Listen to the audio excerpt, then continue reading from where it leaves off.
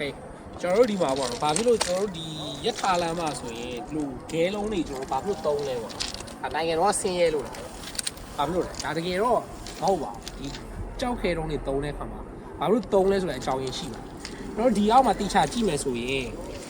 ဒါကဒီကျွန်တော်ကိတ်မုတ်လို့ပေါ့နော်လေယာလိုက်ခင်းတာပြောတာဒီဂဲတွေခင်းတာပဲပြီးလို့ရှိရင်ကျွန်တော်ဒါဇလီဖားတော့ပေါ့နော်ဒီကောင်တွေဈားထဲမှာညှက်ထားပါဗျာဘာလို့သူတို့လောက်ရတာလဲဆိုတော့ကျွန်တော်ဒီရက်ထားသွားတဲ့ခါမှာဗျာဒီကောင်တွေကဒီတန်လန်းတွေကတုံခါပဲဗျာတုံခါတဲ့တန်ကိုခံနိုင်တကယ်လို့ကကျွန်တော်ကဒီကြောက်ခဲတွေကိုမထားတာပဲနဲ့ကျွန်တော်ကွန်ကရစ်လောင်းထားမယ်ဆိုရင်ကွန်ကရစ်ကတုံခါမှုတန်ကိုမခံနိုင်ဘူးတစ်ခါကျရင်ကွန်ကရစ်တွေကျိုးချရာတွေဖြစ်နိုင်တယ်တကယ်လို့ဒီဟာတွေမခံနိုင်အောင်ဆိုလို့ရှိရင်ကျွန်တော်တို့ဒီမှာမိုးရွာတဲ့ခါကျလို့ရှိရင်ကျွန်တော်မြေတွေကလည်းနှိမ့်စင်သွားမှာဖြစ်ပါတယ်အဲ့တော့ဒီကောင်တွေဒီလိုမျိုးကြောက်ခဲတွေပေါ့နော်ခံနိုင်ဆိုတာဒီတို့ရဲ့ friction ပေါ့နော်ဒီဘာကြီးလားပွတ်တိုက်အားတွေပေါ့လို့ပွတ်တိုက်တဲ့ခါမှာအနှဲငယ်တော့လှုပ်သွားမယ်ဒါပေမဲ့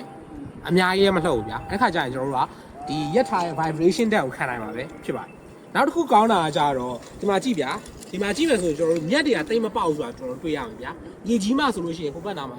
ကျွန်တော်တွေ့ရတဲ့အတိုင်းပေါ့နော်မြေကြီးမှဆိုမြက်တွေအများကြီးပေါက်တယ်ပေါ့နော်ဒီကြောက်တုံးတွေကတစ်ပင်အမြင့်ကမထိုးဖောက်နိုင်ဘူးအဲ့ကြောင့်မို့ဒါကောင်းတဲ့ချက်ဖြစ်ပါနောက်ချက်တစ်ခုကကြာကျွန်တော်မိုးရွာတဲ့ခါကျရင်ကြောက်တုံးကြားနဲ့ရေတွေကစိတ်ပြီးတော့မြေကြီးတွေတစ်ခါဝင်သွားပါမယ်အဲအင်္ဂလိပ်ဒါဖြစ်မှဆိုကျွန်တော်တို့ဝင်နိုင်မှာမဟုတ်ပါဘူးဒါကဒီကြောက်တုံးတွေဘာကြောက်တုံးလဲဆိုတော့ရည်ရွယ်ချက်ပဲဖြစ်ပါတယ်ဒါကိုကျွန်တော်တို့အင်္ဂလိပ်လို့ဆိုရင်တော့ ballast လို့ခေါ်ပါတယ် ballast ဆိုတာကြတော့နောက်တခြားသူနဲ့ဆက်ဆက်တဲ့အရာတွေလည်းရှိပါသေး